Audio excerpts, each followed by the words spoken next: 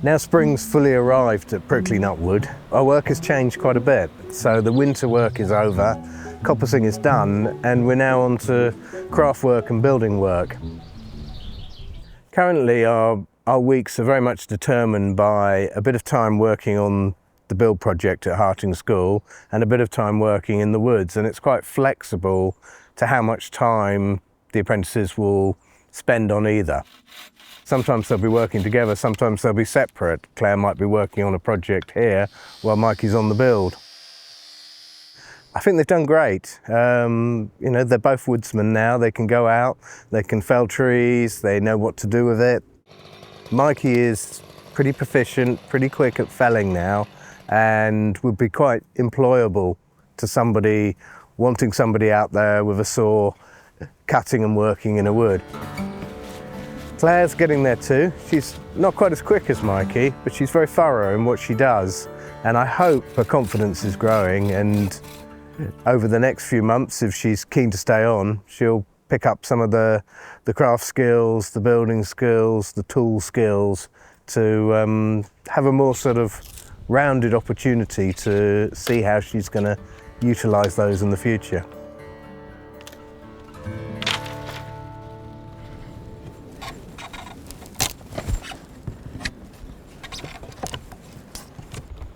No, it's a bit of a lumpy one, this one. If you're lucky, you can see the dark centre. So if you can see that on both sides, then you're on track. They're for a panel for somebody's garden, I think. I don't know if it's just, I think it might just be for hiding a wheelie bin or something like this. Been away quite a lot. Get out of here at weekends. So I'm being constantly surprised how you can get through things, so I might give it a go. There's a party this weekend, there's a full moon party. And then on Sunday there's an open mic night just over the hill. I imagined all these lovely long winter evenings and I was going to learn all these fiddle tunes, and I haven't. I've just been sleeping and eating. When you've been using a chainsaw all day, the last thing you want to do is pick your arms up and put them in the air again. This area of woodland I cut about 5 years ago, and it hadn't been cut for about 50 years. And it's predominantly coppice, but in all the areas of coppice I get a certain amount of natural regeneration.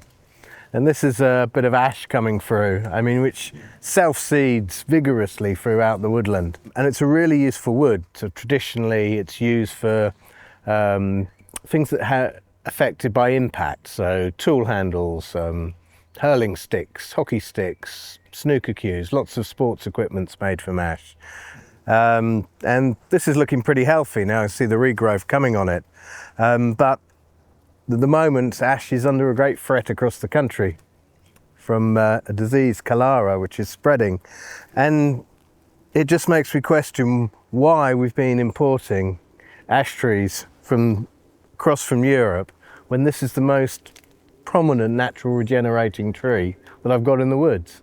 It comes up everywhere, it grows beautifully. So the foolishness that we've allowed another disease to come into the country without taking proper security measures is astonishing, really.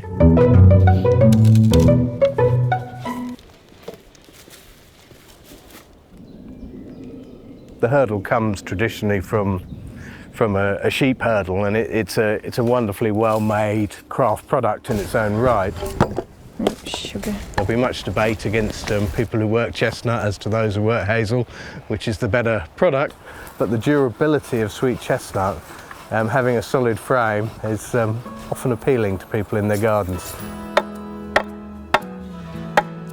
Oh, you're in, you're in. Bring it back towards you a bit, yeah.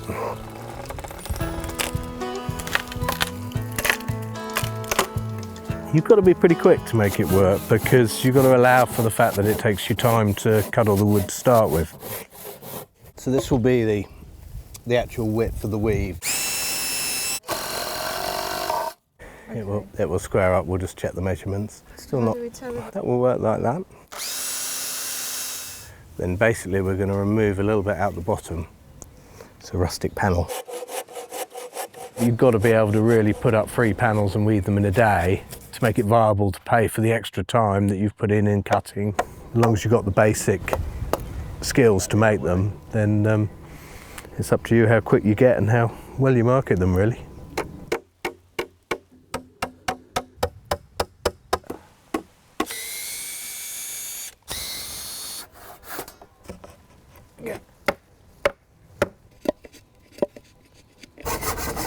It's gathering form. You have to be quite rough with it. This is Claire's first panel. It's pretty firm. It's coming up relatively evenly. You know, for a first one, I think it's going to be fine.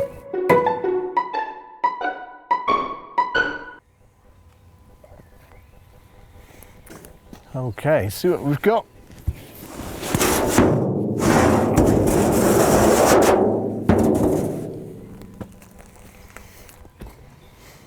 Yeah, looks like quite a reasonable burn.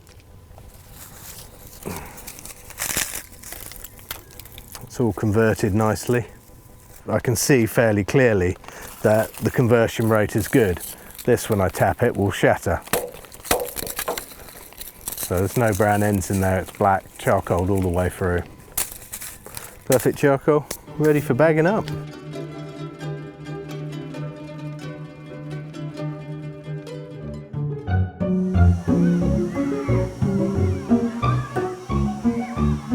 With regard to bales, have you spoken at all recently on that? No, just I don't think the plaything's going to take that long. That's going to be a solid wood ramp. This is going to be, you know, basic posts and a deck, but maybe 3 weeks at the most, I think, on that. easy life. 3 weeks on that, I wouldn't mind that.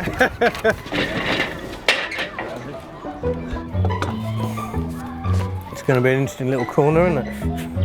It's going to be right on top of the bale wall.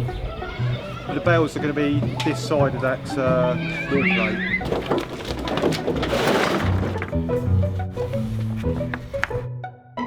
I'm just double checking on, I've got my bale and line calculation spot on.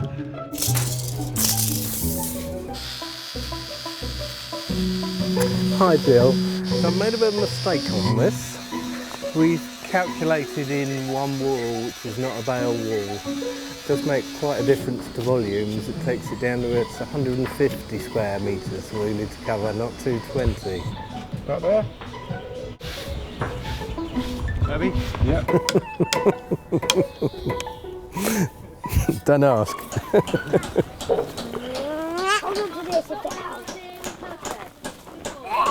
Whoop. Well done, Woody. Through the tunnel. One at a time. So we're going to go in and have a look at the roundhouse, yeah? But it is still a building site. So you've got to be careful where you go, and I will... Step on. My name is Johnny Cully. I'm the head teacher at Harting Primary School. So what was originally a sort of lookout platform reached by an Indiana Jones type bridge has now become a fantastic resource that's very flexible. It can be an outside space that's being covered, or it can be an inside space set within the outside. So it can be used for workshops, it can be used for performance, will be able to be sealed in and used in cold weather. So there'll be a wood burning stove and drop down sailcloth sides, or on a day like this it can be opened up and you can have as many people outside, if not more. So very versatile. What's this here for? Hay for the walls. Straw for the walls, yes. Put them on stakes and then... Seeing this go up and seeing the different stages and being able to ask questions as the process has gone along has been very, very different. So why do you think there's a hole there? Some steps to climb down. Yes, We were that's shown it. Well done. a range of different alternatives that were much cheaper in price. What they don't have, I believe, is the beauty of this, the longevity of this, and the flexibility that this offers. I think if we'd gone to a more traditional builder, I suspect they wouldn't have had the flexibility to design around the contours of the land and the situation quite as Ben has managed. See if we can push it over. Now give it a shove. Give effort into it. How did you put it under? Well, we had a crane to help. He's stuck with the project when funding looked like it might be an issue, and he's been everything we could have asked for. When I heard the actual plan for the roundhouse, I thought, is Mr. Cully joking or is it actually true? My name's Debbie. I have 2 children at school. I'm a mother and a parent volunteer. So, the roundhouse, how exciting is it? Really. I do a lot of creative involvement with the children, and I do a lot of forest school. And my background's architecture and natural playgrounds and all the kind of right stuff, and they asked me if I'd like to design it. Originally, the children were asked to do their own designs. They'd already had a talk from Ben Law. They were so enthusiastic. They went away and every single child, even the rather reception children, came along with these amazing ideas. Up there, and you could see, and then you could just slide down. The main inspiration was nature. And also looking at the history of the area, the roundhouse, the Iron Age forts, etc. It's all organic, it's all sustainable, and we're all coming from the same direction, basically.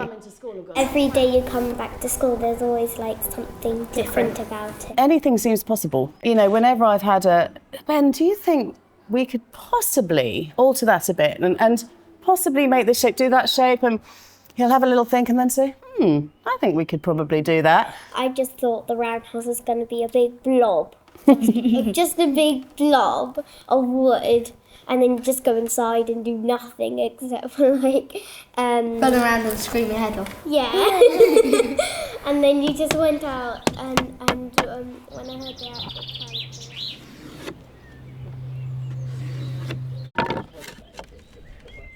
plan.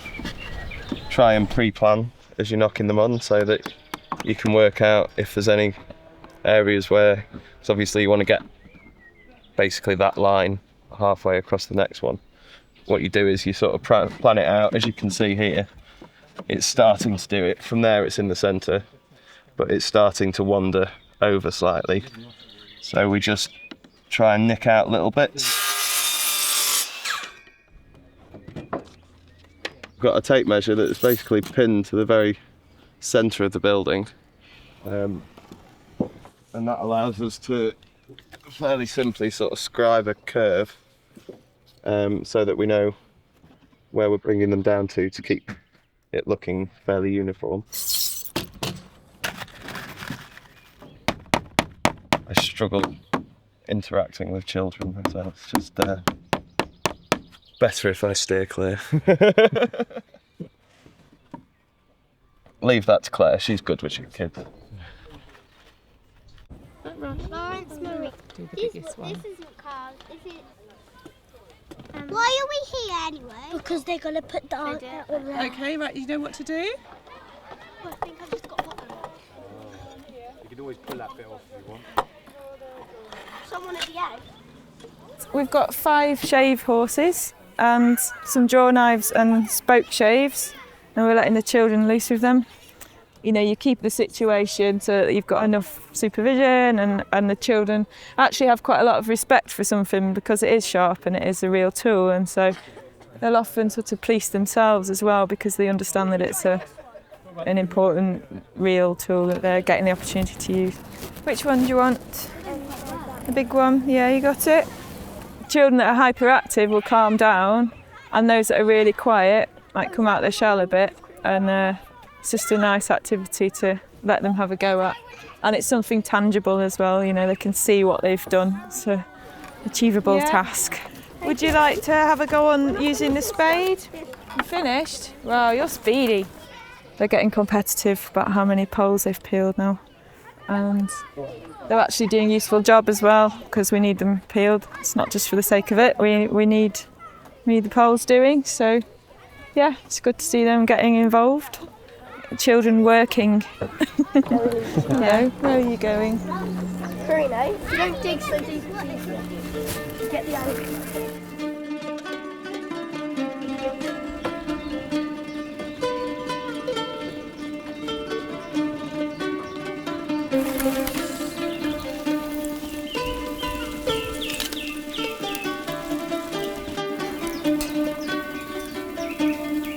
Best bit about today for me was actually realising what the kids liked about it. Just seeing them going into that downstairs space and just, you know, loving it and realising that that actually is the highlight for them.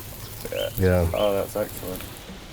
I'm a bit frazzled now. I think that's from the sunshine, from generally letting children on a building site. Lots of them express a desire to be builders when they grow up. Yeah, and it was good. Dylan told them at one moment, you know, some people do this for a living, not just for a hobby. It's something you get into the zone of and you need a few minutes to sort of settle into it, and then you don't want to stop. It becomes quite addictive. None of them wanted to stop, really. It's one thing I warned Claire about barbecuing out here, shut the curtains in the bathroom. I like shingling. It gets harder when you're up high and you're on a rope and you're like that all day long. And, but when you're individually getting nails out, hammering each one, cutting the edges off it, you know, there's quite a lot of work involved. It's still working hard, but it's a bit more interesting. I mean, like when we were felling those trees, it sort of seemed like it might be a little never-ending, but we got to the end of it, and then the summer arrived as well, and it was just like, wow, perfect. Life is suddenly easier in terms of having time in the day to do things other than chop wood. Like, suddenly you got the luxury of daylight and time, which at a certain point in the winter didn't feel like that. So when does the building on the adventure playground commence then? Beginning of next week. Yeah? Yep. So Chris is back next week, is he? Yep. Chris is back next week and Dave's involved next week. Oh yeah.